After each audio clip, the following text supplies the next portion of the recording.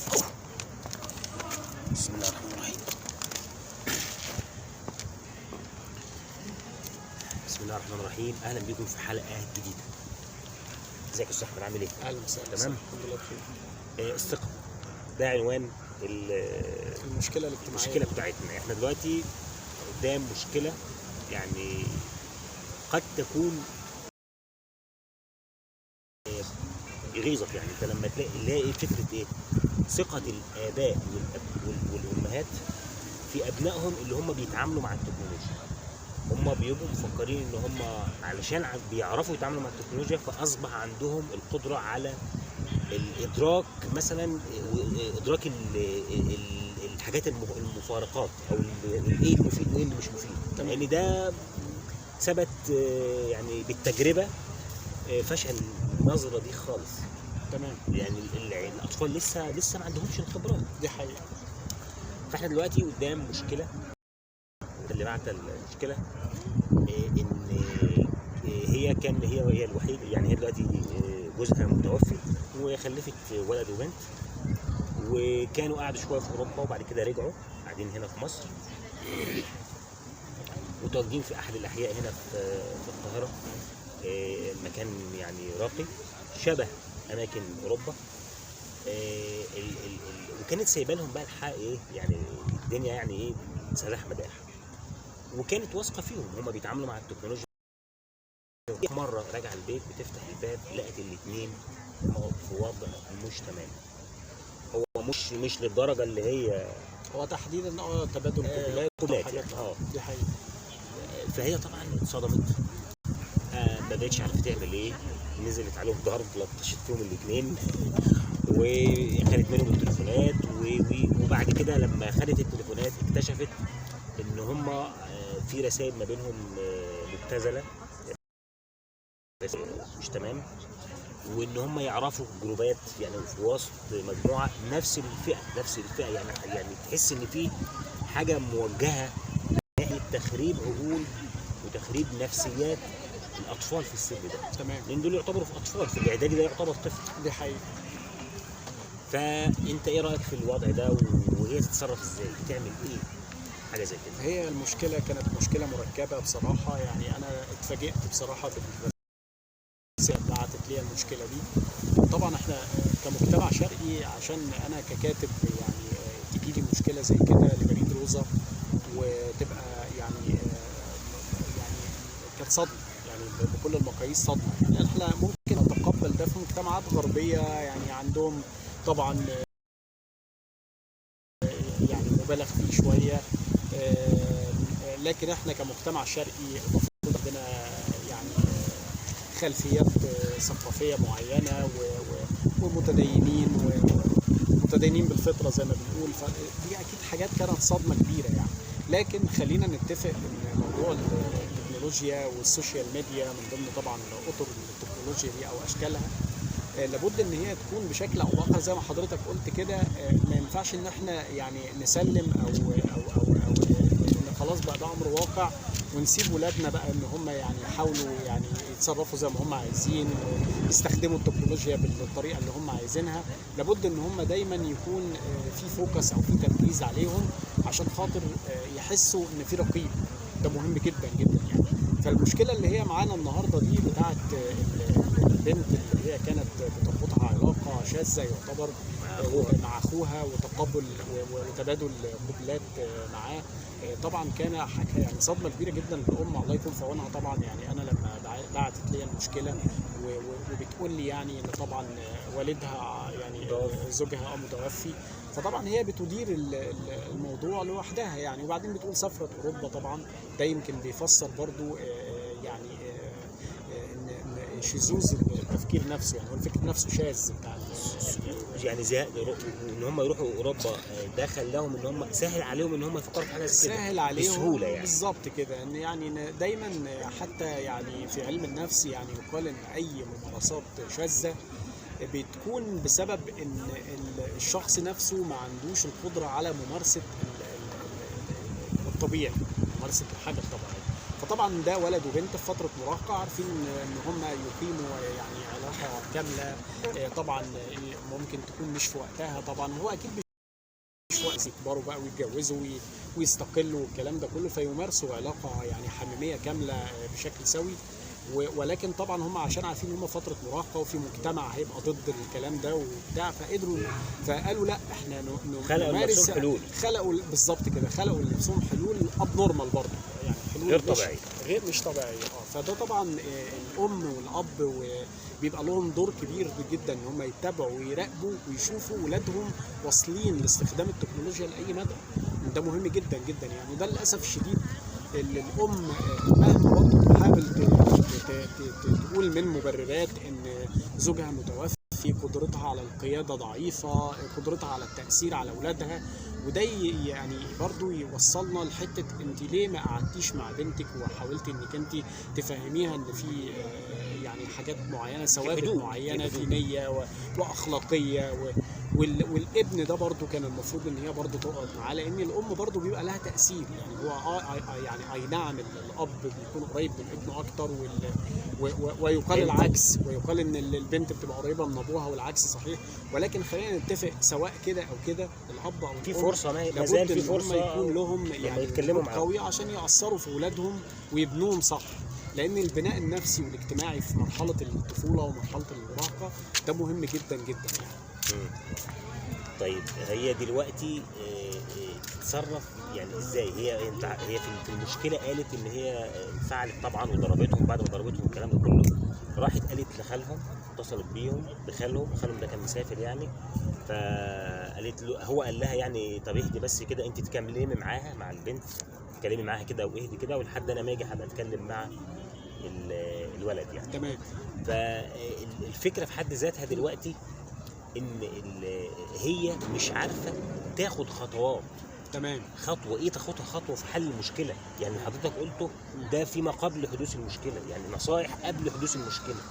يعني هي هتعمل ايه اللي هو كان المفروض يتعمل؟ ده مهم كان جدا. المفروض طبعا مهم جدا.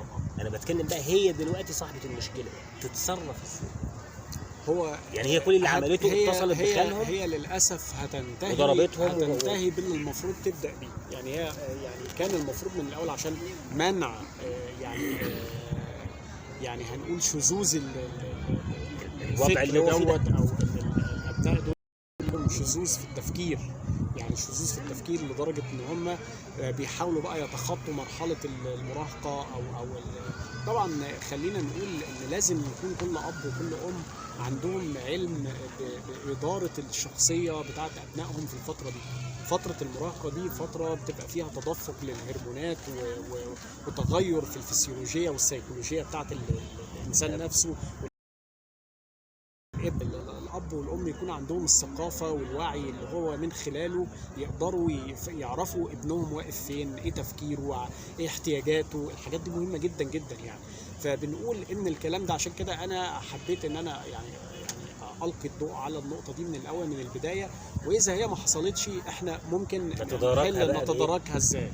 هنقول هنبدا للاسف من الاخر، بدل ما نبدا من الاول هنبدا من الاخر، اللي هو يعني بيحل محل الاب كان المفروض تواجده يكون موجود. من هنقول دلوقتي بقى ما الحل قدامها ان هو لازم الخال فعلا يقعد مع الولد ويبدا يتكلم معاه، يشوف هو واصل لاي نوع من العلاقه مع اخته. قد تكون للاسف الشديد ويعني متطوره واصله لاقامه علاقه حميميه كامله، ودي هتدخلنا في مشكله اكبر، كارثه اكبر وكارثه اكبر بكتير. وده برضو يعني خلينا ناخد بالنا عشان خاطر ما الامور بتتفاقم يا جماعه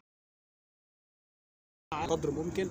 فلازم يكون الخال يقعد مع الولد ويتكلم معاه كأب ويحتويه ويفهم هو واصل مع اخته ايه بالظبط، ايه افكاره، ايه اللي وصله كده، ايه يعني هل التكنولوجيا، هل صديق ممكن يكون صديق مش كويس هو اللي وصله لحاجه زي كده، يعرفه في المستقبل. حتى لو انت اتبعت حاجه زي كده، طب تخيل ان ابنك نفسه بيعمل حاجه زي كده، انت مش هتكون قابل منه. يعني يحتوي الولد يعني معنى يعني التعامل بالعنف مش هيجيب نتيجه خالص، هيجيب نتائج عكسيه. على سهل جدا ان هم يسيبوا لهم البيت ويمشوا. بالظبط، سهل جدا. فلازم الخال يقعد مع الابن ويتكلم معاه وابن اخته، والام تقعد مع بنتها لان طبعا هتكون قريبه منها اكتر، تحتويها.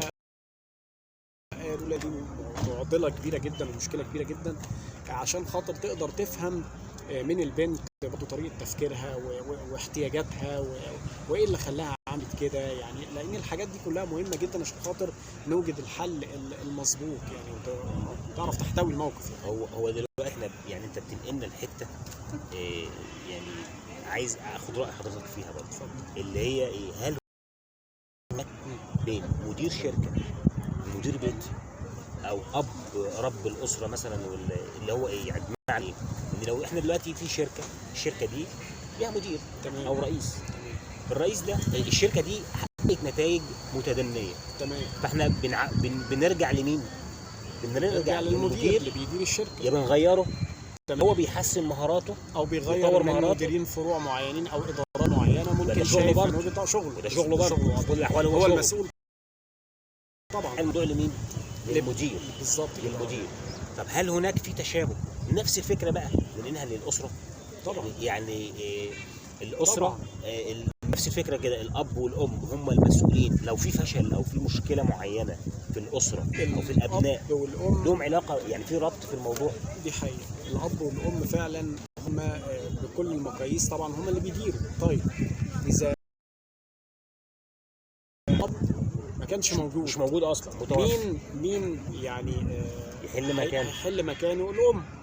طيب الام حتى لو هي عندها يعني الام اللي هي القدر طبعا بيضطرها انها تكمل الحياه مع ابنائها وتربيهم بمفردها، لان طبعا يعني زوجها توفى او كده، هي خلاص بقت القائد بتاع الاسره يعني. فلا بد ان هي حتى لو هي ما عندهاش من الخبرات ما يكفي لانها يعني تقدر تصارع بقى التكنولوجيا والتطورات الرهيبه اللي حاصله، ومرحله المراهقه بالنسبه لابنائها وتطور حياتهم والكلام ده كله. تقرا كتير، تتعرض يعني لمواد تثقيفيه يعني او عوامل تقدر ان هي يعني تديها الخبرات الكافيه، حتى لو هي مثلا في بعض الامور اللي ممكن تكون بالنسبه لها بتسبب هاجس بالنسبه لها، مش عارفه تتعامل مع ابنائها، عايزه برضو تفتقد يعني القوه الشخصيه وهي حاسه بنفسها في حاجه زي كده، تدور على اقرب حد ممكن يقوم بالدور ده، يا اما خاله بقى عمه بالظبط كده، يقوم بالدور ده بشكل مباشر، يا اما يساعدها بالتوجيه. ده مهم جدا جدا يعني، دي النقطه الاساسيه في مشكلتنا النهارده.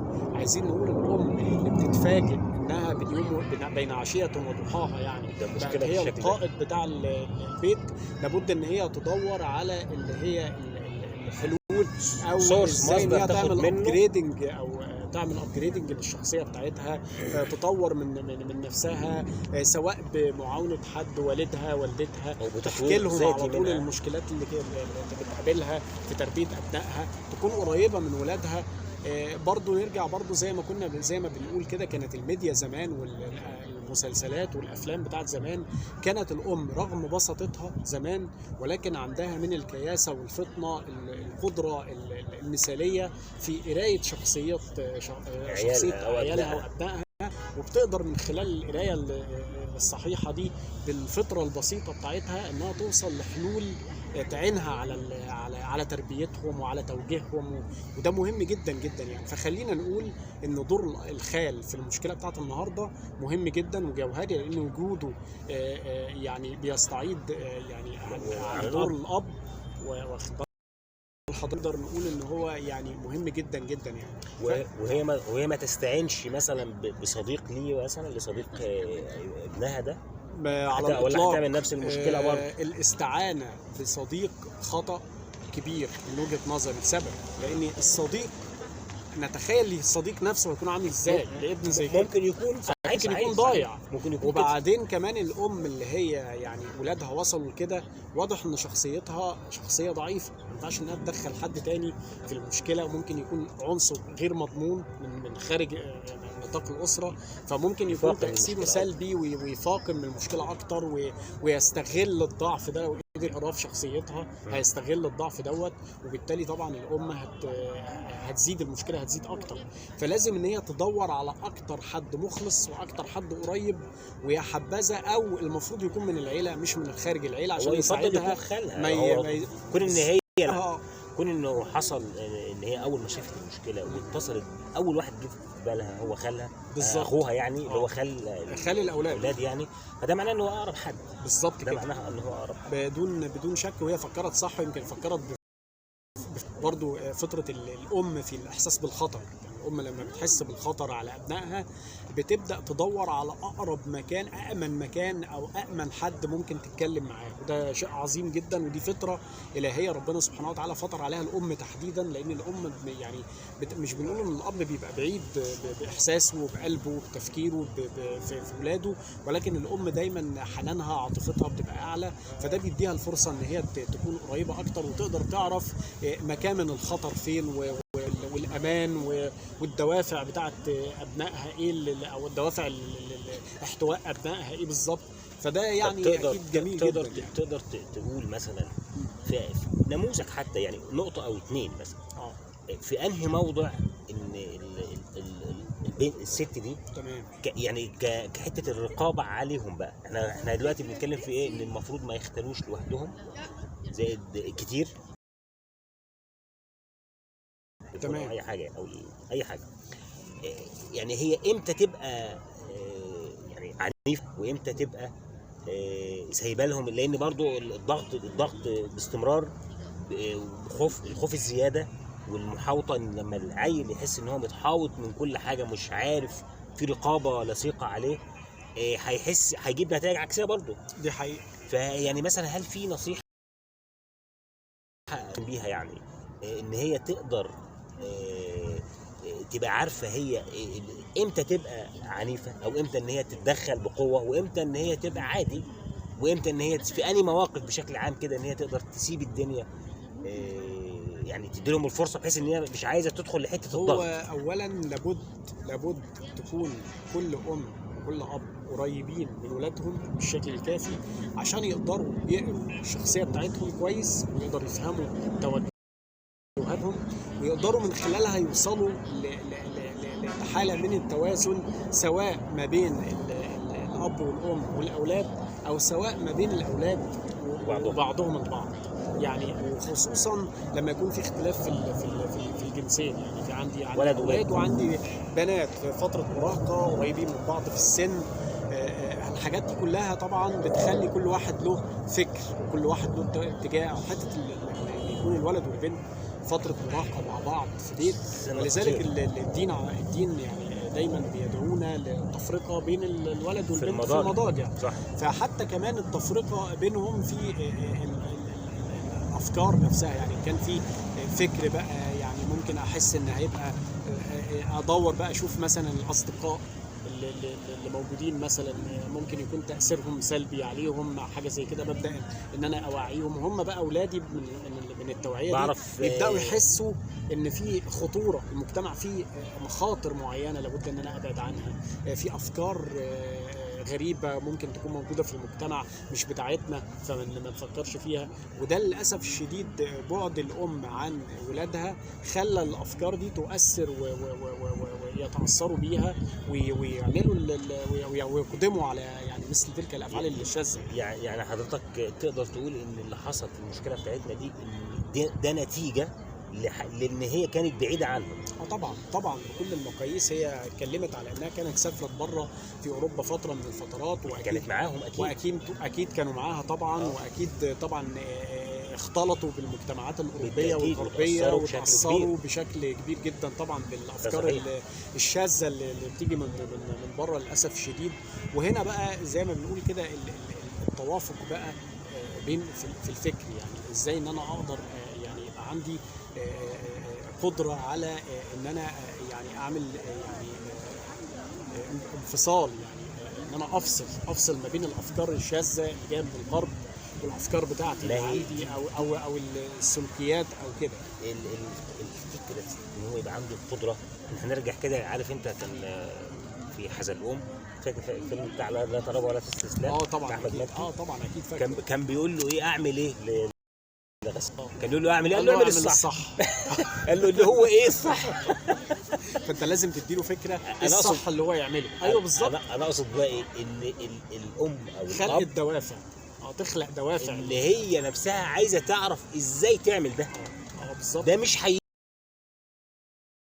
كتير والتطوير وحرصها هي إن شخصيا تطور. يبقى عندها يعني ايه قدره على قرايه الموقف والاحساس بالمخاطر المحيطه زي ما بقول لحضرتك كده، على اساسه تقدر تعرف فعلا ان هي هتوجه ازاي والطريقه ايه والكلام ده كله. يعني نقدر ولادها نقول إن هو بيفكروا ازاي الكلام ده كله. يعني نقدر نقول انه مش هيبقى حاجه زي كده مش بتتحل بقرار لحظي يعني، او خلينا نقول مش بقرار يعني هتتحل مشكله النهارده، لا ده الموضوع انت كده بدات في رحله. يعني انت خدي بالك انت كده بدات في رحله لازم تطوري نفسك في ان انت ازاي تتعاملي معاهم. دي حقيقه. يعني دي هي بقى هتاخد رحله بقى قبل ما تظبط بقى الحته دي، قدامها 3-4 سنين عقبال ما تظبط الدنيا دي. ما تستعجلش النتائج اللي انا اقصده. لا ما تستعجلش طبعا، زي ما قلت لحضرتك هو لازم ان الخالي يقوم بدور الاب تمام. اللي توفاه الله، يعني يكون قريب من الولد ويقعد معاه ويتكلم، ويحاول قدر المستطاع برضه ان هو ما يتكلمش مع البنت، لان البنت اكيد في فترة في خجل في احساس بالالم، عملت حاجه غلط، فالام هي اللي تقوم بالدور ده مع الدور ده مع بنتها، تقعد معاها تتكلم. مش بعنف من الاثنين يعني بالظبط. يعني من الخال او من ومهما كان والنقطه دي مهمه جدا، يعني مهما كان وصلوا من شذوذ لازم يتعالج في الافكار او في ما يكونش رد فعل لازم شرس. يتعالج بحكمه بقى، يعني نفكر في الامر بحكمه وباحتواء اكتر من انه ممكن يكون جلد الذات، لان هم في مرحله طبعا عندهم ضعف في التفكير وضعف في الاراده، فلا بد ان هم بقى يقابل هذا الضعف بنوع من الاحتواء عشان خاطر نقدر نسيطر على المشكله.